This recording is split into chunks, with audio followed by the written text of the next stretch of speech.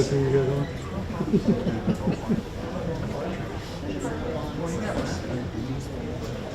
All set? How are you? All right, I'm going to try my best to not walk in front of this, I said. Thank you everyone for coming to this session. I really appreciate it. It's my first time at the Division of Criminal Justice Services Symposium. I've been thoroughly impressed and so grateful that you took some time out to view this presentation. My name is Matt Stegner. I'm a recently retired 26-year veteran of law enforcement. I started my career with the City of Atlanta Police Department in 1998. I worked there for 4 years. I love Atlanta. Right to work states without unions, below the poverty line. So I had to come back home to New York, and I was grateful to work for the New York State Police for 22 years. I retired in January. The water's warm. If you're close, come on over. No complaints. But I'm still very heavily invested in this area of work. So we only have an hour, a lot to cover, but a little bit about my background. So I told you I started with the City of Atlanta Police Department. The Clinton crime bill took me down to Atlanta, Georgia, and the focus of that style of policing back then was really on arresting a lot of people. And I felt like I was good at that. During those 4 years, for my younger friends in the audience, these are called Polaroid photos, Polaroids. This is what we had to use back in the day to document our arrests. But this was really the focus of my policing efforts. My way of protecting the community, my way of giving back was by arresting offenders. And that's always going to be a component of our great profession, but really for me, it unfortunately began and ended with enforcement. And as things went along, I was rewarded for that. When I became a trooper with the New York State Police, I was sent up to Messina, Syracuse, all over the state, but really spent the majority of my uniform career with the State Police Barracks in Buffalo, which was the closest thing to a city precinct I could have. And with that came the same type of enforcement efforts, and my same effort and energy was really around enforcement. Fast forward to me getting promoted. So I get promoted to investigator, and I'm sent down to Allegheny County and to Cattaraugus County. And I'm thinking, child's play. You know, I worked in the city of Atlanta, I worked in the city of Buffalo. This is nothing but farmland. Holy cow, was I wrong. So you take a guy like me that was a city copper, responding to 911 calls, mostly an interstate trooper, and you send me down there, and I just want to give a shout out to those of you that work in these rural communities. It is exceedingly difficult with the lack of resources. And I often joke when people ask me, well, who's your special victims unit bureau? You're looking at them. Who is your person that does white collar crimes? You're looking at them. Same with the prosecutors. Very, very limited resources, very difficult work. So I really had an eye-opening when in Cattaraugus County they did not have the bandwidth to have a dedicated forensic interviewer. So I was voluntold I had to go to forensic interview school, which was very uncomfortable for me. Very intense. I don't know if any of you have been to the training. It's about a week long, and it culminates with you doing an interview with actors and actresses that are pretending to be abuse victims' children. And you do these interviews in front of your peers. It's very, very intense. But the feeling I had, and this is a picture from a forensic interview, the first interview I did of a young person that was being brutalized in their home, and the stress I had of this kid has got to have it. Has got to have a proper investigation. We have to get him or her the heck out of there. And that feeling of stress and strain, of knowing that I was a good police officer, but I had no idea how to handle these types of cases. As I began to have mentors and figure out ways to best provide services for children, regrettably, that same forensic interview model, the same CAC model, did not follow me when a victim was an adult. Is it not weird that when our kids turn 18, we send them across the state to college, and now it just turns into go to your closest police department? There's no soft interview room, there's no recording, there's no pediatrician, there's no advocate, there's no open-ended style questions, there's no trauma-informed care. It is a roll of the dice of what the service is going to be. And I'm hoping to share with you some of my growing pains and some ideas that you can take back, not just on the executive level, but on the micro level as well for individual officers. So I really learned this the hard way. When I was an investigator in Machias, myself and my partner were on call back and forth most times, and I got called about 9 at night. And the trooper said, hey, I have a guy that has stopped by and just got done with a first date. And during this first date, this female disclosed that she had been raped by her ex-boyfriend. So I'm annoyed. I don't want to come in. I'm also thinking, like, who the heck talks about this on a first date? Like, kind of odd to me. Like, I mean, we got the Bills and Sabres. I mean, okay, I guess we can talk about this. So my mindset is off. I go in, I talk to the kid. He discloses exactly what was told to him. And the key to this story is I seek her out. I seek this victim out. And I say, what's going on? She proceeds to tell me this series of events of just absolutely horrific things that her boyfriend had done to her over the course of several years. Being kidnapped, being burned, being tied up, being physically abused, being sexually abused. But during the disclosure, I was so confused with why she stayed with him. Her awkward laugh and demeanor when she would speak about him, her hand motions is very, very confusing to me. And I'm going to admit something that I'm not proud of, but I did not believe it.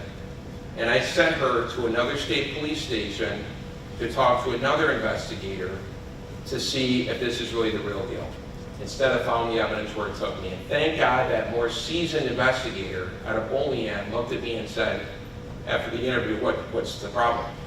I said, I don't know, she's like weird about the way she's talking, she's laughing. And he's like, you still got a job to do. And thank God I did, and it took us down a road where I did my job. We were able to capture a control call that really helped us secure a plea for this case. But fast forward when I applied to be a senior investigator with the Campus Sexual Assault Victims Unit. I had reached out to several families that I had done some work for, and this was one of them. I had stayed in touch with their mom. And what I didn't know was this. My victim that did the honor of asking me for help on the worst thing that ever happened had been adopted as a child, was left abandoned in Russia, and had fetal alcohol syndrome. I had no clue. She presented completely normal.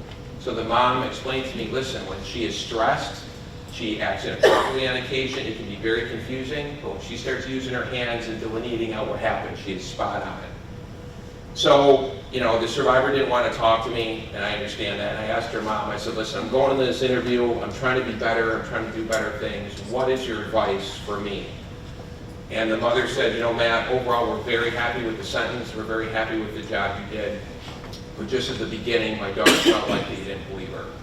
So I have to live with that. I'm going to share that with you, and hopefully you never, ever have to go through that, what I went through, because it's a horrible feeling. For me, passing the background investigation to become an Atlanta police officer and a New York State trooper most times means that recruits don't experience this stuff growing up. Mark Wynn's story is kind of unique. Now, I have my own stuff like all of us in this room. I've seen stuff and been through stuff. But the best kind of police recruit is the one that doesn't have a lot of this stuff around them. I think that's why we struggle on occasion for diversity and things like that, because I don't know what it's like to see my mom get beat up. I don't know what it's like to equate sex with violence. It's completely foreign to me to stay with an abuser. So these are all things that were difficult. I was able to navigate it with children, but for some reason with adults, I did not extend the same grace.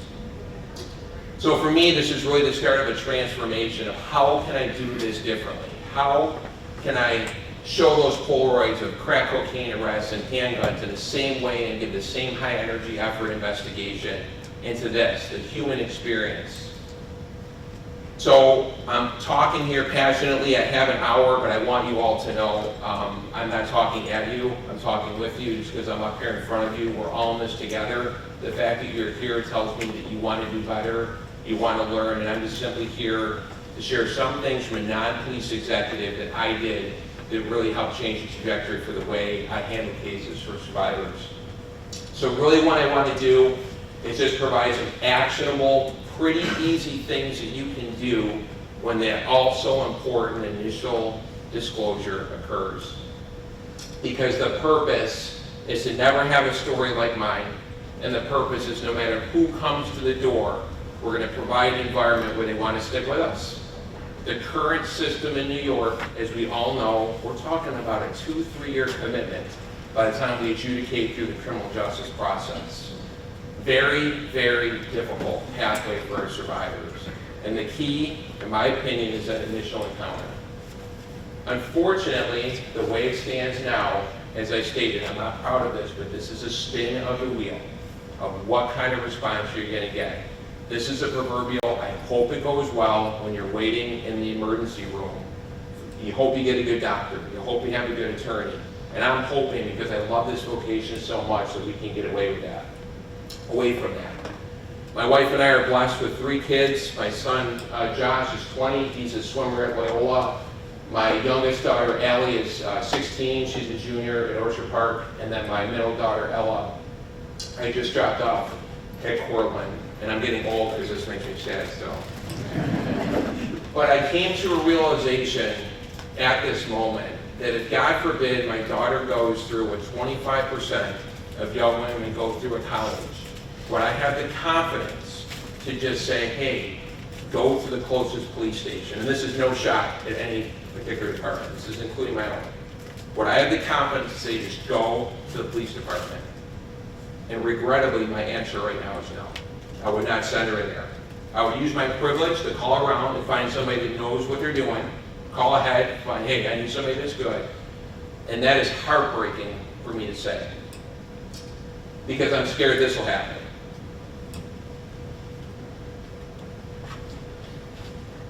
Like if it was someone that you had never known before, and he grabbed you and took you into a house and started attacking you physically, how would you react differently? What would you do? I don't know, like, I've never been in that situation, I don't know. What do you think you would do? I mean, I can tell you what I would do, and I've never been in that situation. Then you also know how to get up and run out of the house, right? Yeah. I mean, he's taking your clothes off. How much of a fight did you put up for him not But to I take don't your clothes remember off? him taking my clothes off. How much did you resist him taking off your clothes? I didn't, that's the terrible part. You didn't resist him taking off your clothes? You didn't tell him no when this was going on? No? I didn't say anything. I was just scared. I'm still a little concerned with a lot of this stuff, though. And I think I need you to be a little more honest with me. I am being honest. I didn't consent, but I didn't say no. So you just went along. I was scared. I didn't know what else to do.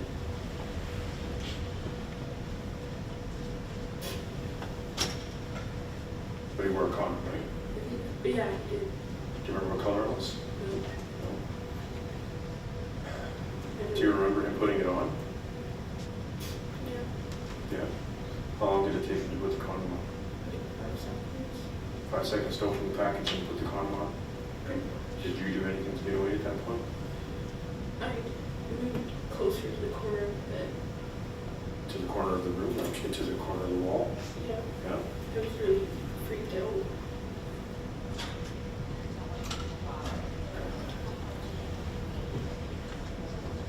Were you, now I'm going to ask some uncomfortable questions here because I need to know, were you at all turned on during this at all, even a little bit? Physically, you weren't at all responsive to his advances, even maybe subconsciously? Maybe subconsciously, but no, not. I was really scared. Okay. Because you understand that when a guy tries to have sex with a female and the female is completely unwilling, it's very difficult, right? Yeah, it hurt a lot. It hurt a lot at the beginning? It hurt the whole thing. Okay, and how does that compare to the experiences you've had in the past sexually? It didn't hurt this much. Like, I actually bled yesterday in my underwear. And where's that number right now? It's evidence somewhere. Oh, we have it? Yeah. Okay. I mean, that cannot happen. And that happens. That room, that is an interrogation. That is not an interview. That is not a crime victim interview. That's set up with the rolling chairs and creating pressure, with the table in between. That is not an interview. That is an interrogation. And that is what I am scared would happen if I sent my child into a police station right now, because I just don't know how it's going to go. So I want to share some ideas and some really easy things to implement that I'm hoping that we can create an environment where, without thinking, just like, hey, you need an accident report, hey, I need a commercial vehicle inspection, I need a VIN verification, that in the same bucket, I can send somebody that I love into any police station and at least know I can get the starting point. I would just ask you how your agency would do. And same with mine. I work for 2 police departments, the City of Atlanta Police Department and New York State Police. I'm not proud of this. I don't think very good. I don't think very good. We are really up against it on the number of people that report. It is abysmal, and I believe that's because we are unsure how that initial response is going to go. I can't control, and my brother and sister police officers cannot control the majority of this, but what we can control, in my opinion, are the amount reported to us, because we need to identify these people before there's a press release and 30 victims come forward. We need to identify these people in our community sooner than later. I was 22 when I was raped. I was 19. I was 20. I didn't report it for, 1,000 reasons, a million reasons. It was somebody I was involved with. It was a friend of a friend. My drug dealer. Met this photographer by myself. I got very drunk. I met some guy in this bar. He started trying to kiss me and I said no. He takes my left leg and raises it on his shoulder. He went to put his hand in my panties and I tried to kind of deflect his hand, and that's when he slapped my hand away. I blacked out. I was fighting pretty hard at this point, just saying no, please don't, please don't. I came to, internally I was shaking. I was really trying to look as calm as possible. And I could tell that something that I hadn't wanted to happen happened. He held me down and he forced himself inside me. I was being pleasant and nice just so I could remain safe and get out of there. And I kind of just ran out into the street with my pants on inside out and my shoes off. And he sat up and he looked at me, and that was, I guess, the scariest moment for me, because I could tell he was deciding whether he was actually going to stop or not. And that was the moment that I realized that I had thought I was in control of a situation that I was not in control of at all. And I blame myself for putting myself in that situation. I knew that I had no proof.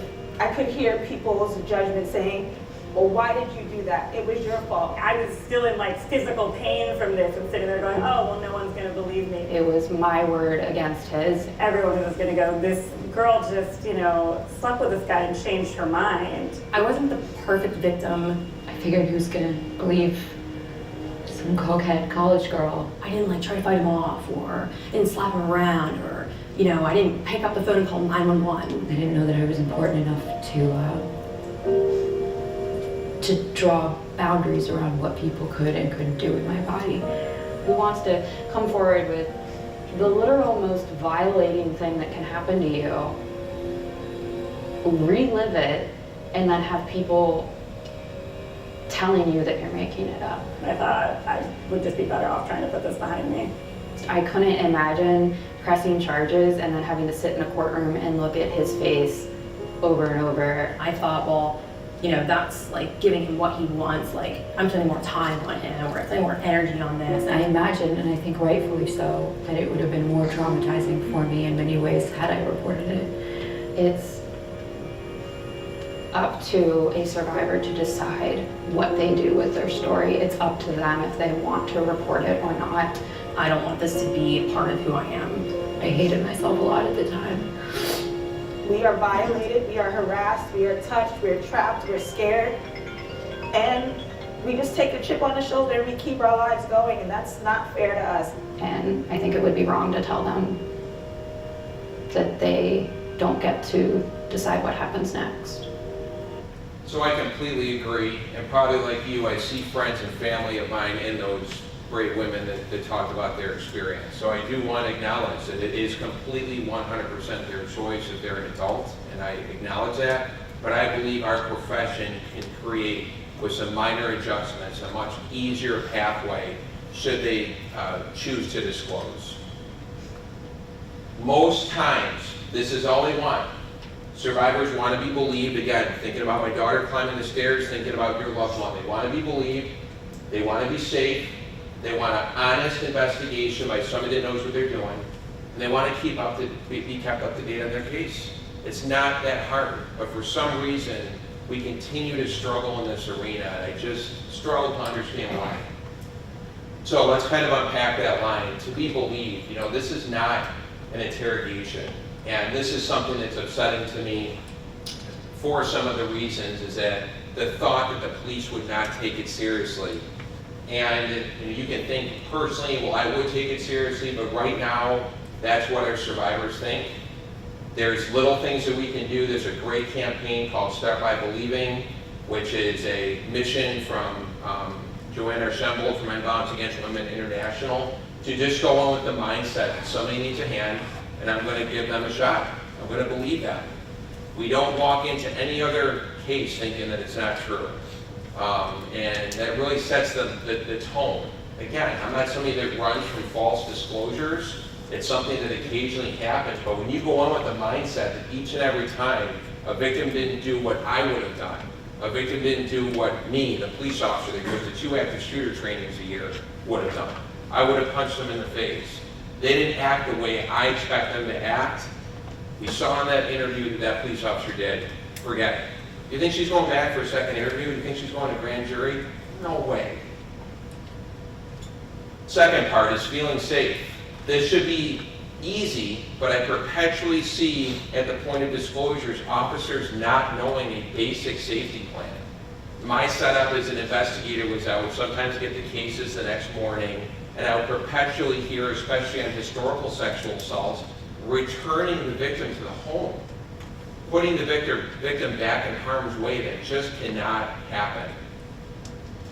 And this part is something that I can't control, but all I would say that for me, I got great joy in my 26-year career of doing a lot of different things. But to my brothers and sisters out there, when you really bring it for a person that's gone through something terrible, regardless of if it ends in an arrest or not, you will find some joy that I can't explain. And the last thing is being up to date. This is really a struggle in our job. When I hear I called because nobody had contacted me for a month and my detective got promoted. My detective was on leave for a month. I called and his voicemail was full. He transferred or she transferred. It is completely unprofessional to treat these cases like they're just a burglary or just a property crime. This is not hard to do, so once a week give a quick update. Think about if somebody comes to your station and says, I got information on 2 kilos of coke and 4 handguns, versus a historical sexual assault and how our vocation treats it too. Most of these informants are still dealing drugs and just trying to get out of it. They're always late. We get them out of their AUO tickets, their charges, and sometimes we pay them. This one, we put in an interrogation room and we drill them and we drill them and we drill them and we hope it goes away. And that's the reality of what I see. So I'd ask you to consider how you handle both of these. My daughter, your daughter, our daughter, mid-level drug dealer with some information because he wants to get out of a pending case in a different county.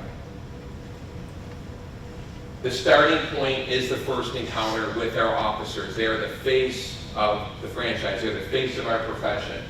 So what does this look like? This trauma-informed at the door concept. The initial encounter is so critical, and this isn't hard. You can just Google what it means when somebody doesn't care about you. We've all seen this. We've all dealt with officers like this. They don't care, they want it to go away.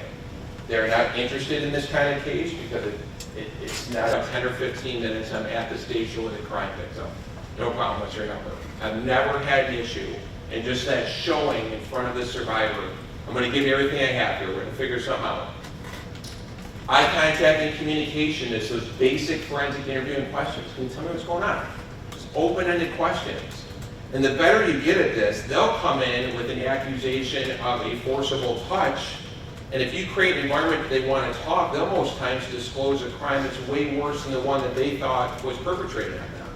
They'll disclose, sleeping and being physically helpless and being penetrated. That's rape in the first degree. We have something here. And repeating. This is something that we do as officers when we don't get the answer that we want. I do it too.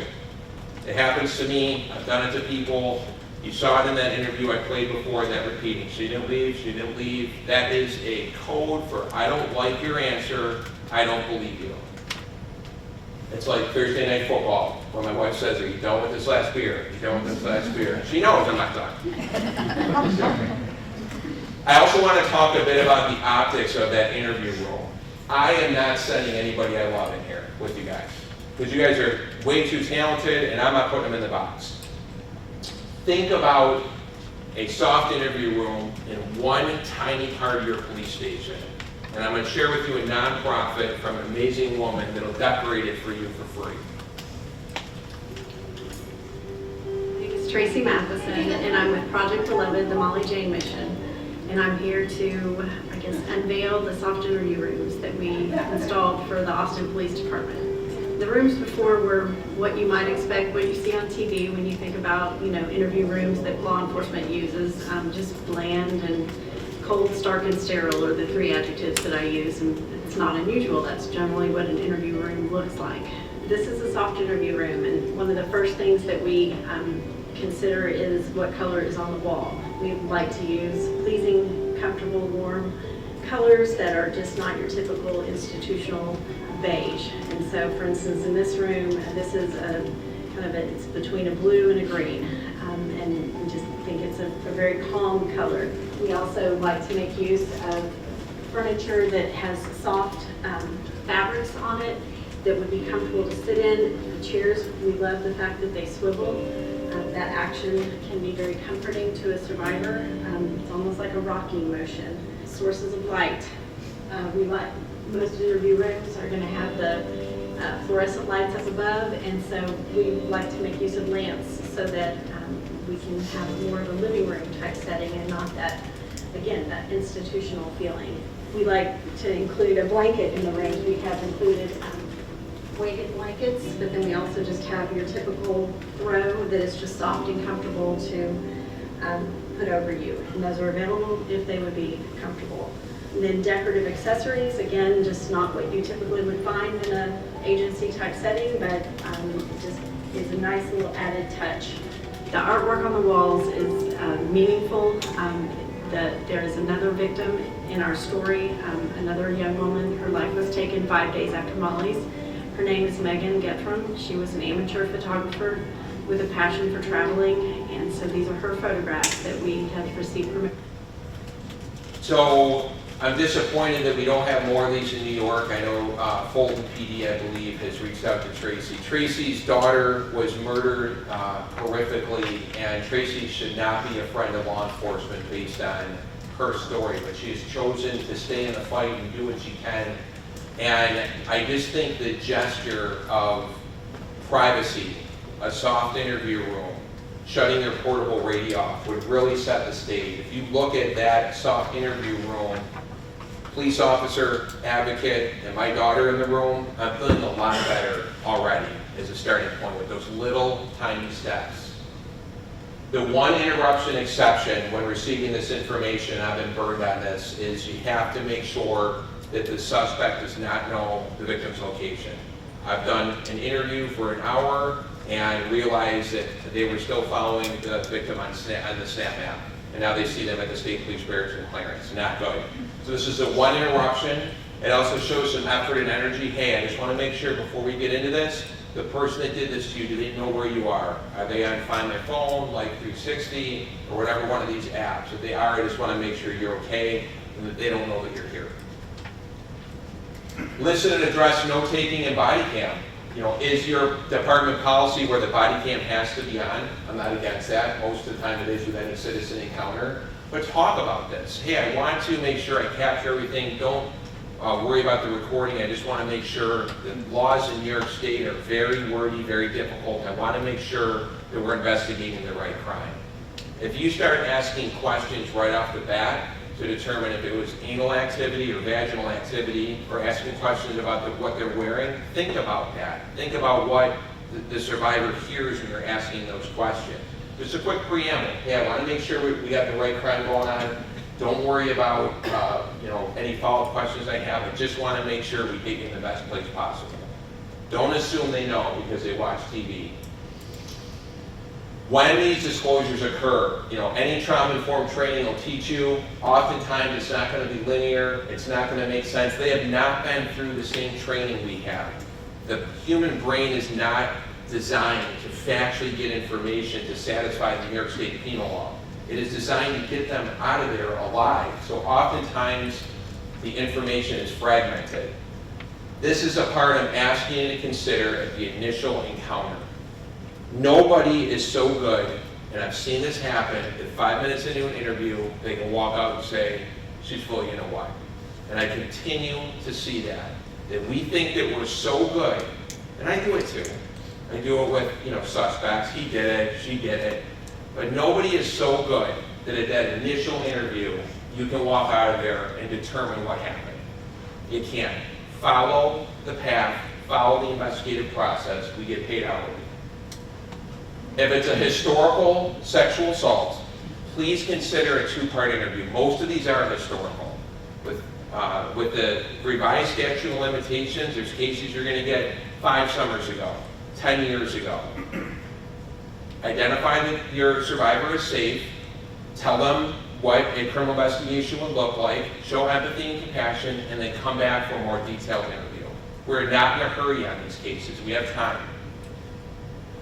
What I'm looking for a responding deputy, trooper, city cop, anybody that's going to receive these, I used to call it the 4 corners. This is what I'm expecting each and every time as a middle manager. I want to make sure that there's a safety plan. I want to make sure that we are addressing the health care of the survivor and any potential physical evidence. I want to connect them to advocacy as soon as possible, and I want to make sure that we have follow-up. If those 4 things can be addressed, in my opinion, we can up those percentages up. I believe wholeheartedly in that. So what does that mean? The first corner, a safety plan. Easy. Do you feel safe? No, I'm very scared. Okay, then we're going to have to do something. I cannot send you home. Even if you're not sure you want to move forward with the process, we have to have a conversation here about what this means. Does he have access to you? Again, a lot of these are historical. This was my soccer coach 2 years ago. This was a neighborhood boy when I was younger. Then we have some time. Ask about strangulation. It's in the DIR for a reason. It's a fascinating segment of society that gets so mad that they would stop the blood and breath flowing to somebody's head. It is a very interesting science if you've had a couple pops and get lost into YouTube. Firearms and ERPO. We have this red flag law. We need to have a conversation about it. Are there weapons in the home? Has he ever threatened to kill you? Things of that nature. Officer safety concerns, because I don't want to send my shirt and ties in and maybe do a non-custodial interview if the description of the suspect, he's going to freak out if you go to the house, or he's going to kill you if you go to the house. We need to ask these questions so when the manila folder goes from the responding troopers to the assigned detective, we're not sending him into harm's way. What will this look like when and if we confront the suspect? Orders of protection, criminal history. Do we have to do a mandatory DIR? In part 2 of my life since retiring, I travel across the country and do trainings. States are dying to get one universal report. I know they can be a pain, but it's something we need to continue doing. I see multiple instances of child abuse, domestic violence, interpersonal violence, where the DIR is not done. It needs to be done every time because when I go in the Integrated Justice Portal, it's the only universal report that I can do. And we need to remember a family court track. If they had a previous consensual relationship, there's an opportunity with an advocate to get them a family court order of protection. And that's usually done with the DIR. The second corner, healthcare. I would encourage you to make contact with your seniors coordinator in your county. They're amazing people. It's one of the first calls I made when I got promoted. The information is always changing, but the bottom line is this. We want to make sure physically they're okay. Let's not worry about the kit. If we get the kit, great. If we deal with the evidence, great. You don't have to make up your mind if you want to press charges right now, but I want to get you to a sane exam and get you to a hospital and make sure you're okay. And then as a bonus, we may have evidence down the line, but let's make sure you're good. Let's have a conversation about our clothing. Are these things that we want to take? Is there evidence in the clothing? Is a little hint, because I've been through it, if you are going to transport a victim to a hospital, allow them to get a change of clothes, because there's nothing worse than at the end of this 5-hour exam, watching them walk out in some really gross looking sweatpants. It gives them dignity and respect, allows them to come out whole the same way that we brought them there. We want to address any digital evidence, and generally speaking, we have 120 hours to do a kit. But again, if there's a sexual assault that's outside that window, call the seniors coordinator. Most times you're going to say, bring her in. We at least want to screen her for STDs and things of that nature. But this needs to be a conversation with your seniors coordinator. And the good news is you develop a professional relationship with them. They'll tell you what hospital to go that doesn't have a 3-hour wait if you're near a big area. We're so lucky to have this, again, but I continue to never see the Sexual Assault Bill of Rights handed out. There's states that are in advocates in different states that are fighting for this, and we have one, but I never read a police report that shows that this was given to a survivor. You're throwing all this information at them, and it's all delineated out here on what to do and who to contact. It's so important, but I continue to review reports that don't hand these to their survivors. You can't just give them the copy that's in the kit, because then everybody gets a kit. And the Department of Health has these in all languages. This is something that, to me, shows energy and effort at that initial disclosure. Hey, we're taking this serious. Here's your Bill of Rights. This is a cheat sheet that my friend Christine Crawford, a seniors coordinator at the Syracuse area, did for me. Just a quick bullet point item that said you got to keep it one page. I love cops, but they won't go to page 2. Just a current kind of hit list of the biggest problems that we have and things to expect. And I encourage you to educate yourself on what these exams look like. Don't make it that your personnel are going to get in trouble. Empower them to do the right thing.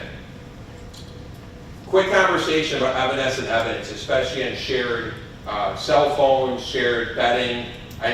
Sometimes I see police officers hesitant to seize evidence because of the fear that it's shared property. Generally speaking, the courts have looked very favorable on evanescent evidence, which is evidence that can quickly be destroyed. Generally speaking, you can take it and then get a search warrant for it. This is the same for cell phones.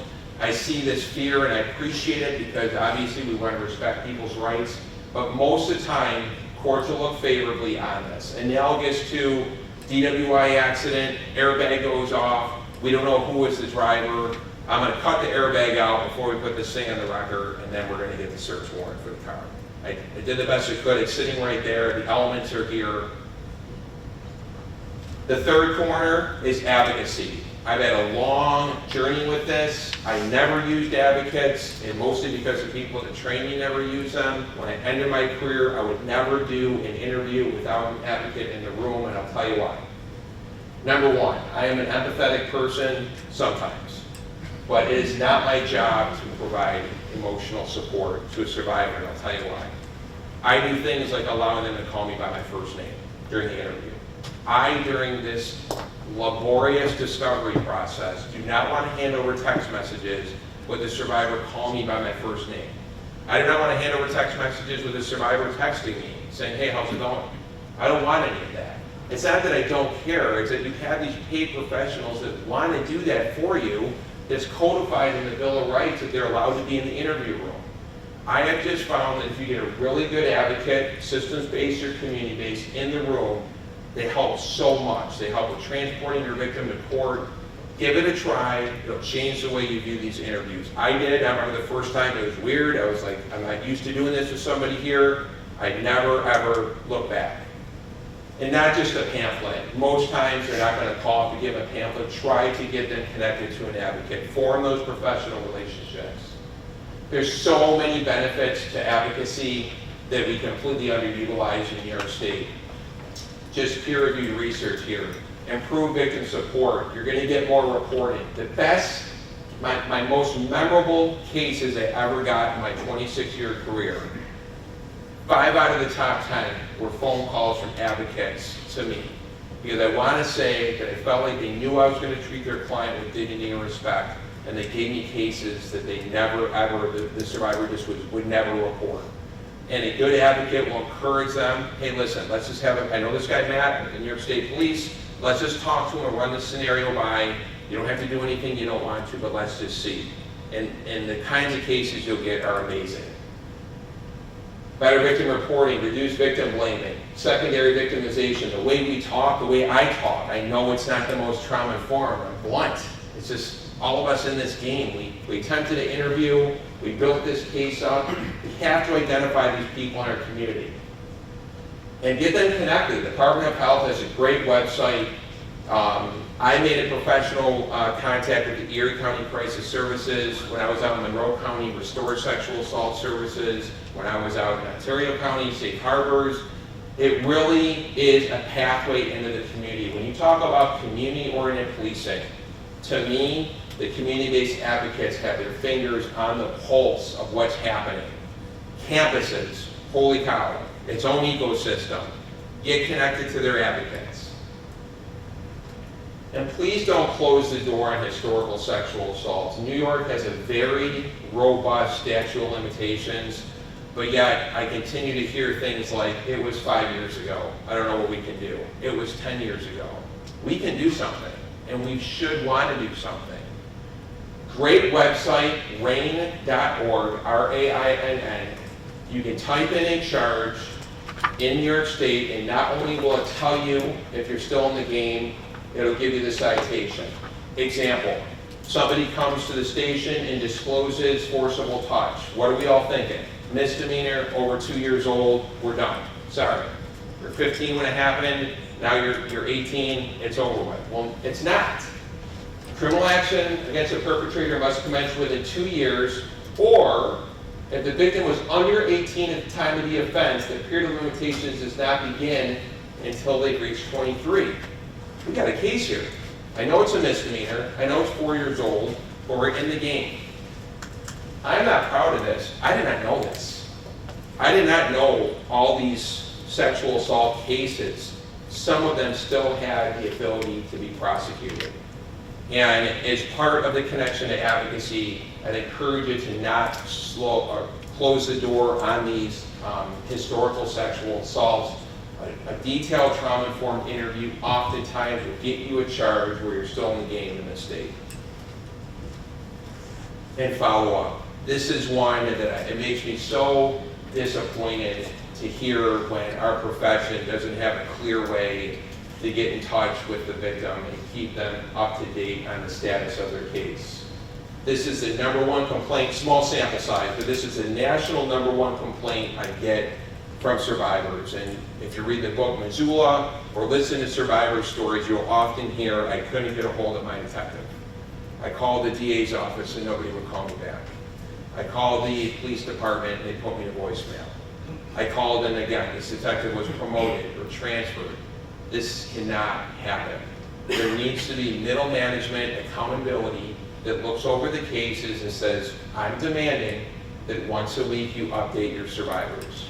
Because we all know this guy or girl. The mailbox is full and cannot accept any messages at this time. And I Goodbye. love our profession, but this is something that I only hear when I call the cops. This voicemail. I don't hear it anywhere else. And it's not good enough. Now, I'm not saying you got to give your personal cell, you can give your desk cell, you can give an email. But a clear way to be a professional and communicate the status of the case. What I did is I set in my Outlook calendar with the New York State Police a reminder that every Friday I would just run down the line and call everybody and give an update. Little caveat, some victims would prefer to hear from the advocate. That's fine, because when they see my number, they think it's bad news or something happening. But every Friday, it's a quick phone call. Hey, it's Matt Senator from the State Police. I'm still waiting to hear back from the lab on the results of the kit. Making sure you're doing okay. I'm going to be off for the next 6 days. If you have an emergency, here's my partner's desk number. If not, I'll check with you when I get back. It goes very, very far. Once a week, roll down the Rolodex, roll down the line of your open cases, and just give them a quick update of what's going on. So again, these are the 4 corners. I'm really hoping that every officer would implement, and for my middle managers or upper management in the room, I don't think this is a heavy lift. This could all be put on a laminated card. Should somebody give a police officer the honor of disclosing what is oftentimes the worst thing that ever happened to them. And this is something I like to see every time. Safety plan, healthcare, physical evidence considerations, connection to advocacy, and follow-up. I really think I know we can do this. This is just a lack of training issue. As we wrap things up, I want to personally share what can happen when this kind of style is adopted by a police department or by an individual station or by an individual officer. I shared with you, I was in the campus sexual assault victims unit for 3 years. It was a position that really opened my eyes to the jump of the child advocacy center setup over to adults that are reporting these kind of crimes. And the idea, again, that when you turn 18 years old in this state, no forensic interview, no MDT, no peer review research, no case review. We're just going to spin that roulette wheel and hope you get an officer that cares, hope you get an officer that understands the rules of 120 hours in the sex offense evidence collection kit, and hope it goes well. When I really started to rely on individuals across this country, Mark Wynn being one of them, to really teach me how to be really good at crime victim interviewing, amazing things can happen. And I encourage you to take the same ferocity that I had with drugs and guns and that type of policing that we're all used to.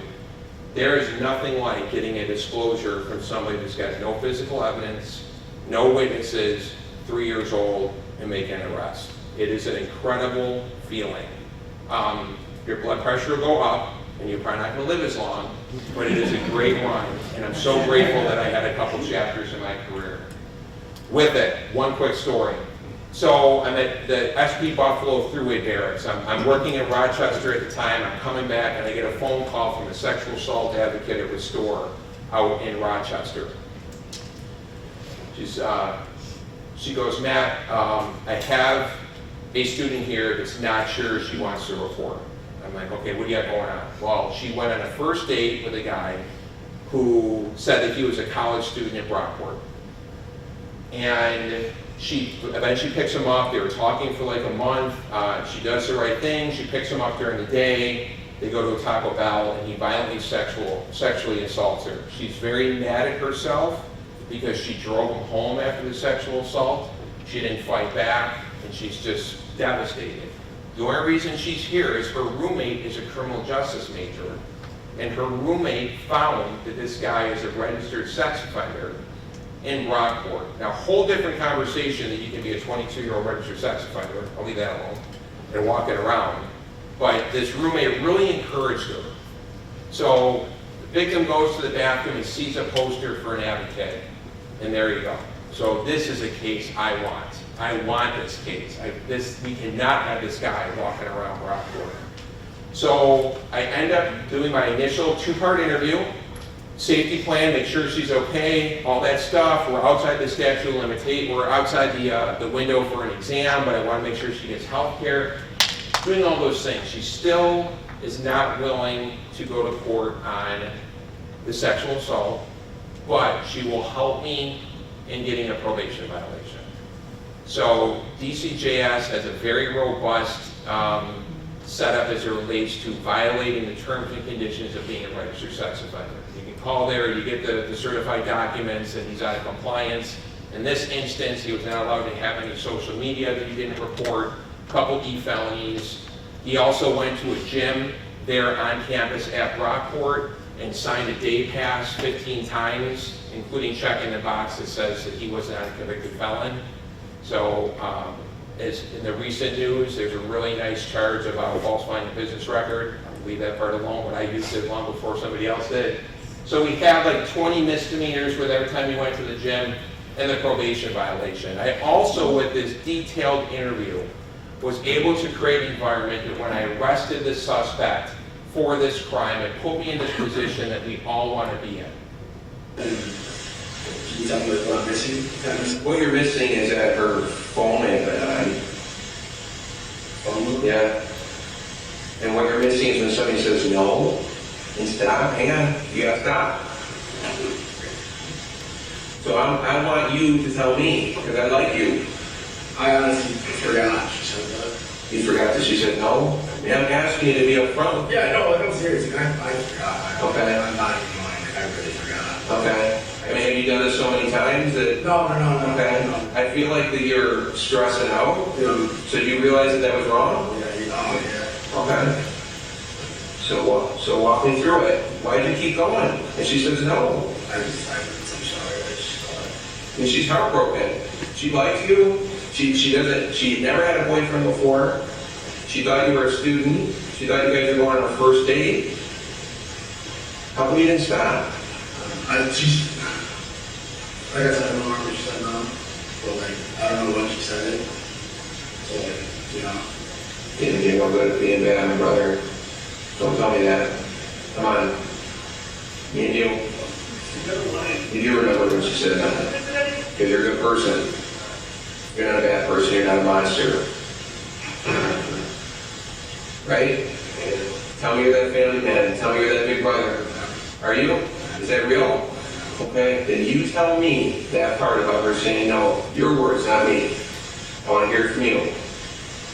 And if you're sorry, I want to hear that. I think you said that before. Sometimes you just got to ask.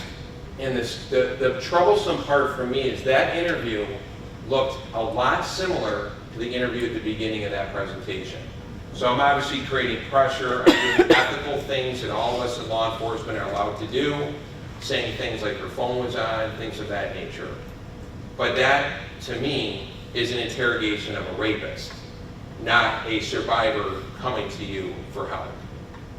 Having someone who is trauma-informed, like my detective, Matt Stegner, he used Evalue's webinars and learning material to help interview me and to take me through the process. And that created an environment that I felt safe, I felt comfortable, and I felt confident. He made sure I knew every step of the way. He made sure I knew what was going on. And he was compassionate, encouraging. He understood what I was going through, and And she did not have to give that to me. There was no reason, because based on my history with that story I told you, I would have completely believed if she ran into my first victim, she would have said, no way, I'm not talking to this guy. A couple minor changes, a couple changes in mindset, but that case never happens without establishing you and your agency as being trauma-informed at the door, at that initial encounter. So what do they want? I walk through this. To me, we can do this. Like, I love this vocation so much. We can do this. Like, I get it. Commercial vehicle inspections, retail theft, all important. But we're talking about our kids, our young people, our women, our people in society that need a hand. So again, the four corners for your agency at any disclosure each and every time. And I would just ask you to really take some time to think about how your agency would do if you pick a random precinct, a random state police barracks, a random sheriff's deputy spot, spun the roulette wheel and said, hey, I got a victim of a crime coming in, how's it gonna go? And let's make sure we empower our officers. So for me, this was really a transformation. This is a 21-year-old kid that was doing the best he could, but really, really made a lot of mistakes along the way. And it was mostly because I never understood victimology. Being a cop was great back then. It's very easy, very simple. But as I got older, had my own family, started to understand that just because individuals don't act the way that I think they should act doesn't mean it didn't happen. It got me to a place at my shield ceremony in January where I felt happy and I was content with what I had done. But I do feel like we have a little bit more to do. So as we wrap up, my belief is the American police officer holds the greatest profession in the world. It's the greatest job that there is. It has its peaks and valleys, as we've definitely seen in this state. But in my opinion, if you wrap your arms and can embrace a trauma-informed culture for yourself, for your department, and most importantly for the citizens we serve. It's an amazing ride. I want to take a second to thank all of you for choosing my session over the other 6 or 7. Definitely very grateful. I'm available afterwards if anybody has any questions. I now train nationally. I'm also proud to say that DCGS has hired me, and you might see me at some of the training bulletins. I do a comprehensive sexual assault class across the state with my friend John Becker. So I'd love to see you. We have about 5 or 6 more classes coming out, so I'm hoping to connect with you guys. But please be safe. Thank you so much, and enjoy the rest of the conference.